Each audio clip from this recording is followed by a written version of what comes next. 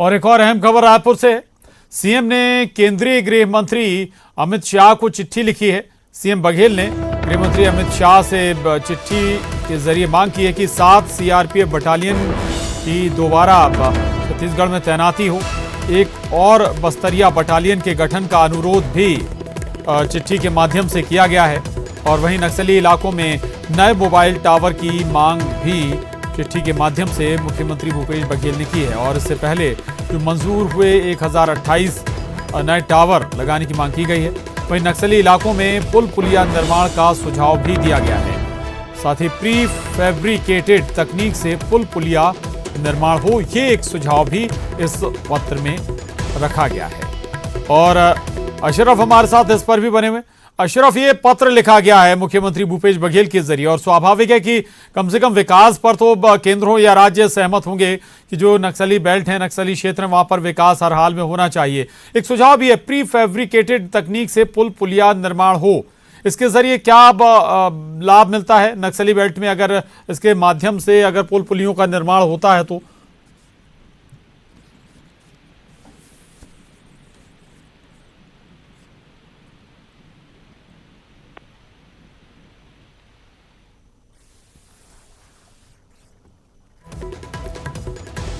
चलिए अशरफ के पास हम दोबारा चलेंगे, लेकिन आपको फिर बता दें कि पत्र के जरिए कई मांग की हैं मुख्यमंत्री भूपेश बघेल ने। गृह मंत्री अमित शाह को ये पत्र लिखा है और इसमें जो महत्वपूर्ण बातें हैं एक ये कि 7 सीआरपीएफ बटालियन की फिर से तैनाती की मांग मुख्यमंत्री भूपेश बघेल ने की है। इसके अलावा बस्तरिया बटालियन के गठन का भी उन्होंने अनुरोध किया है। अशरफ हमारे साथ जुड़ गए हैं। अशरफ, ये 7 सीआरपीएफ की बटालियन और अगर बस्तरिया बटालियन, एक और बस्तरिया बटालियन का अनुरोध किया गया है गठन का, इससे लगता है कि चीजें या नक्सलियों के मूवमेंट पर काबू करने में मदद मिलेगी अगर ऐसा होता है तो, और इसी लिहाज से ये पत्र भी लिखा गया है गृह मंत्री को। बिल्कुल प्रशांत, मुख्यमंत्री भूपेश बघेल ने जो आज केंद्रीय गृह मंत्री अमित शाह को पत्र लिखा है वो इसी वजह से लिखा है कि जो नक्सल के लिए जो अभियान केंद्र सरकार और राज्य सरकार चला रही है उसको और प्रभावी ढंग से बनाने में स्थानीय लोगों को शामिल किया, स्थानीय युवा हैं उनको शामिल किया जाए। उन्होंने सुरक्षा के लिहाज से जो केंद्र सरकार ने पहले फैसला किया था कि 7 सीआरपीएफ की बटालियन उनको दी जाए, उसका उन्होंने दोहराया है कि वो आप पूरी कीजिए। जम्मू कश्मीर से वापस आ रही हैं सीआरपीएफ की बटालियन, वो दीजिए। इसके अलावा उन्होंने कहा है कि स्थानीय युवक जो बस्तर के हैं उनको रोजगार देने के लिए और नक्सलियों पर प्रभावी कार्रवाई करने के लिए एक बस्तरिया बटालियन बनाई जाए, जिसका फैसला केंद्र सरकार पहले ही 2016 में कर चुकी है। साथ साथ उन्होंने भी भर्ती का कहा है कि कैंप लगाकर आप भर्ती कीजिए, जिसमें नौसेना है, वायुसेना है और थल सेना है, यहाँ पर बने। और विकास के जो काम होने हैं बस्तर में,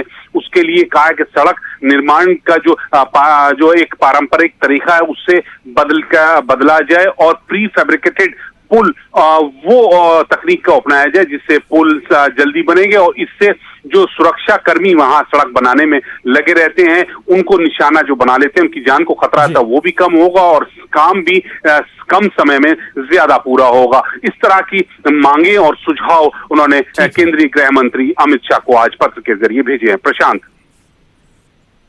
बिल्कुल बिल्कुल बिल्कुल, आप देखना होगा कि इस पर क्या संज्ञान गृह मंत्रालय या गृह मंत्री लेते हैं।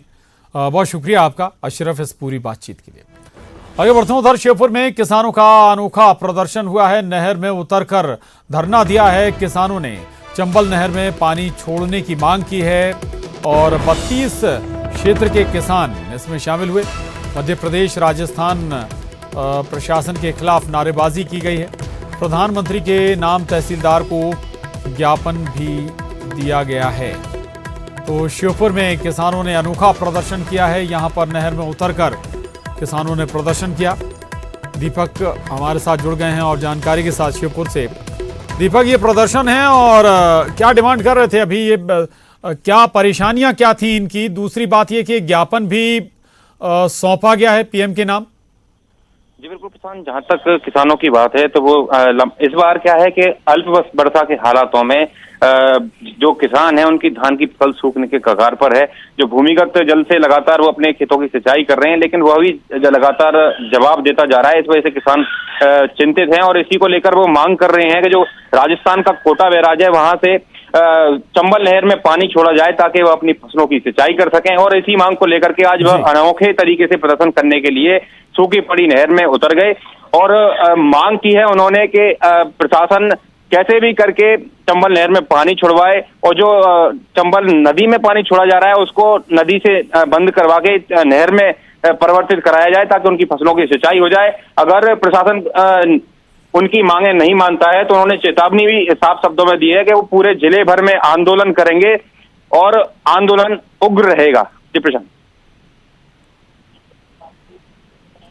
जी शुक्रिया दीपक आपका इस पूरी जानकारी के लिए। आगे बढ़ते हैं और अब खबर भोपाल से। यूथ कांग्रेस के कार्यकारी प्रदेश अध्यक्ष की तबीयत बिगड़ गई है। यूथ कांग्रेस की प्रेस कॉन्फ्रेंस में वो बेहोश हो गए। हर्षित गुरु को इसके बाद अस्पताल लाया गया है। तो ये बड़ी खबर है भोपाल से, जहां यूथ कांग्रेस के कार्यकारी प्रदेश अध्यक्ष की अचानक तबीयत बिगड़ गई।